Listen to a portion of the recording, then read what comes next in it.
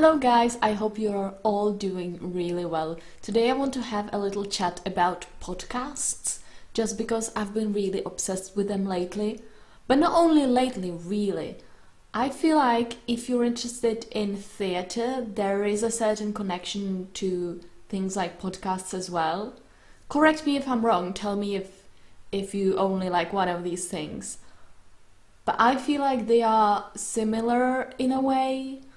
Obviously, theatre has two parts. There's the visual part and then the auditive one, the one that's based on words, text, I guess more logic, or like just the hearing sensation rather than the viewing experience. And I personally have always been interested mainly in this part. Obviously, when I studied directing, I've trained myself to appreciate the visual part more as well. But the audible one is definitely the one that came more naturally to me to begin with. So I've always liked things like radio plays or just hearing some interviews. And the current popularity of podcasts is the perfect thing for me, really. If you're commuting or if you're on a plane or something, or even around the house cooking or cleaning, I think there's nothing better than a podcast. So let me share some of my favorites with you. Basically, they fall into two categories: the comedic ones that are just for fun, and the ones where I strive to learn something a little bit. I'd say at the moment I'm probably subscribed to more of the comedic ones, but I do enjoy that second category as well. Oh, and when I talk about subscribing, the app that I'm personally using is called Player FM.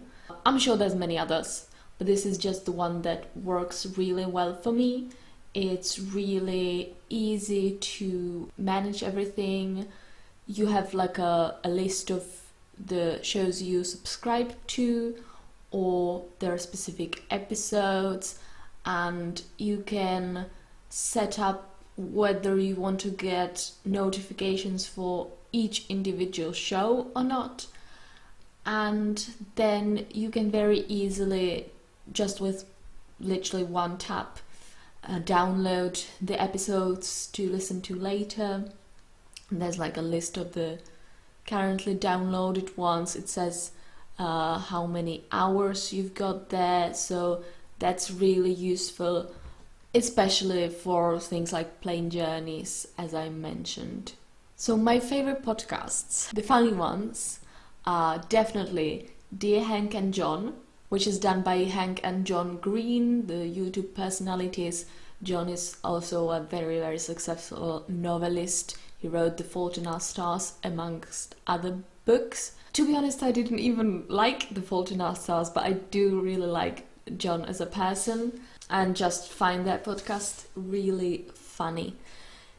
The other one that I just can't wait for is My Dad Wrote a Porno, which is a British podcast by three friends, and one of their dads wrote some erotic ebooks which are truly terrible, and they're reading them out and commenting on them. It's really, really funny. And this is one where if you want to try it, you should start with the very first episode, because unlike the others, this actually is one consecutive story. And also lately I've been enjoying Frank Skinner's radio show. I mean, it is originally a radio show, but I listen to the podcast version, which already has the songs cut out, and it's on these podcast apps. And Frank Skinner is a British comedian and presenter. Again, it's just a lot of really fun random chat, but I find it really enjoyable, and I love to unwind with things like that, maybe going from work or something. I do also sometimes enjoy listening to true crime shows, which I'm not even sure whether to put that in the fun or learning categories. It's just a category of its own, I would say. So I've listened to the classic ones like Serial, which is a must if you still haven't heard that, even though it came out a few years ago. More recently there was one called The Teacher's Pet, which was also fascinating. And occasionally I would listen to My Favorite Murder, but I wouldn't say that's one of my top favorite podcasts. I just wanted to mention that because the true crime genre is very popular, so maybe it might be up your street. But what are the factual podcasts that I talked about?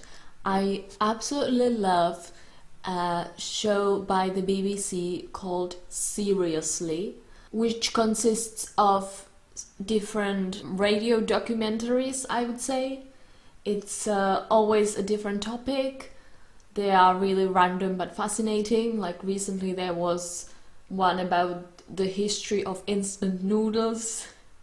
There was one about the architecture of prisons. One about Japanese people not having sex anymore. Just really random things. And it is that good slow journalism that people sometimes crave in this time of the never-ending news cycle. I would definitely recommend having a look. Maybe you will find some topics that will spark your interest. And I also love some podcasts that are theatre related, obviously. So the National Theatre does a lot of platform talks, and sometimes they release the footage on YouTube, but not very often.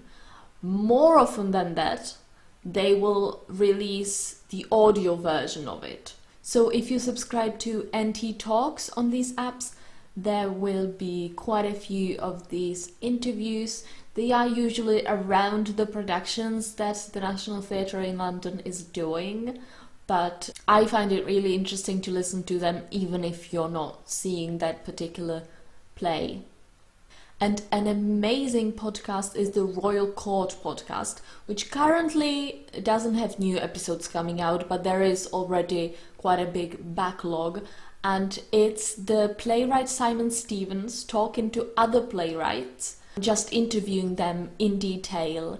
Usually there are people who are somehow connected to the Royal Court, but it is a big variety of playwrights.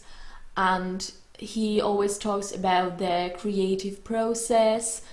So it goes way deeper in terms of the profession and the techniques than you normally get to see in interviews, because it is two practitioners talking to each other.